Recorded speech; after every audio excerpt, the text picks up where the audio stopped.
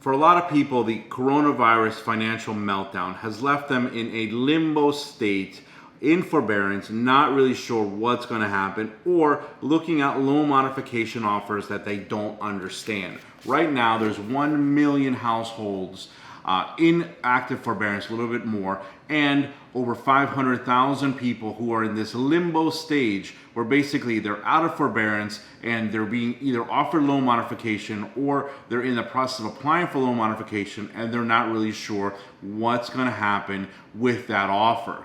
Now, that is a very uncomfortable state to be in, and what I can say to that is a lot of people are asking, what the heck is going on with this situation? How do I get myself out of it? What happens when I get a loan modification offer? And what can I do to make sure that I don't lose my home in the process? I've been representing people since 2008 in this exact same situation. People who cannot pay their homes and who are in a situation where they're being offered loan modifications or they are applying for loan modification and they do not understand the process and they are fearful of getting, quite honestly, screwed by their bank and not being able to come out with their homes or a payment that they can afford. Now, the way loan modifications work is basically it's a three-step process. The first step is the initial offer. A lot of people are in this stage right now. You just came out of forbearance, or you're about to come out of forbearance, and the bank has sent you a letter, or they've told you verbally that they're going to offer you a loan modification. This initial offer should be in writing, but sometimes it's just verbal. Now, the initial offer will have a payment. That payment is something you're going to have to make, and we're going to talk about that in the second stage. But this payment is really important. You need to look at that because that is your future. That's probably going to be the payment that you're going to end up with. It's very important that you accept this initial offer if you're going to accept it. You have to do it by phone or in writing. You can't just ignore it. Sometimes they tell you can just make a payment, but I wouldn't do that. I would call the bank and say, yes, I'm interested in a loan modification and I'm going to take the offer. The next thing that happens is they offer you a trial period payment. This trial period payment is a 3 to 12 month payment. Usually it's 3 months, but I've seen up to 12 months. And what the bank is doing is basically testing you to see if you're able to make this payment. It's extremely important that you make this payment. There is no grace period in these payments. Don't be late. Don't be late. If you're late, don't be late because you will lose your loan modification if you're even a day late with your trial period payment. Make your payment early. Now, sometimes in the instructions says you can pay within the month.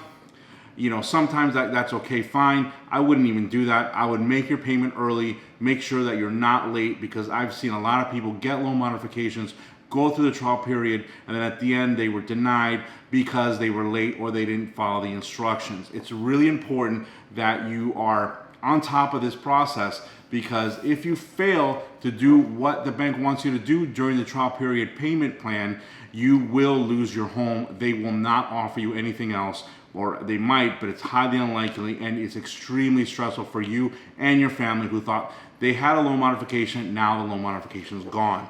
Now, let's say you made it through the trial period payment, you've made all the payments, you did everything the bank wanted you to do, and they offer you the final loan modification.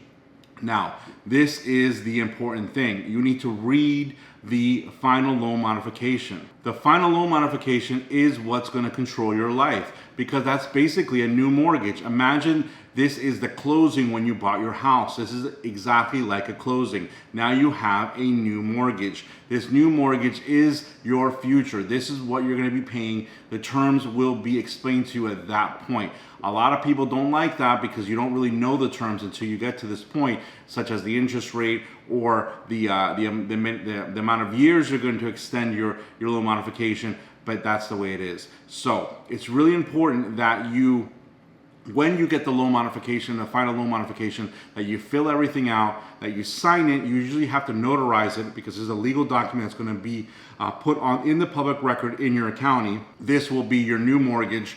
Make sure that you treat it with the same respect that you treated your closing, and you do everything that the bank is asking you to do so you keep your home.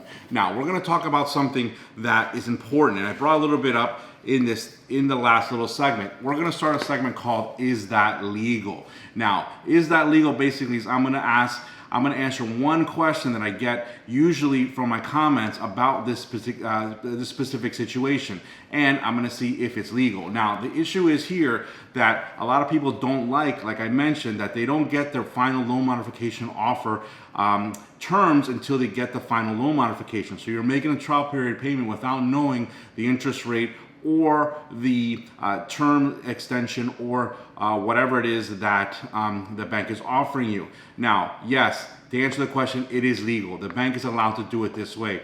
Most of the time, they will tell you what the terms are during the trial period, especially if it's federally backed. But they don't have to do that. I've seen a lot of people go through the trial period, and at the end they're surprised because the bank added new terms and new things to the trial period, to the final loan modification that they weren't expecting. But this is just the way it is. It is very legal for them to do this. So don't be surprised if you go through the loan modification process and when at the end, the trial period, at the end when you finish your trial period, the final loan modification is a little different than what you expected. Usually it's not too different, but it might be a little bit different. But yes, that is legal.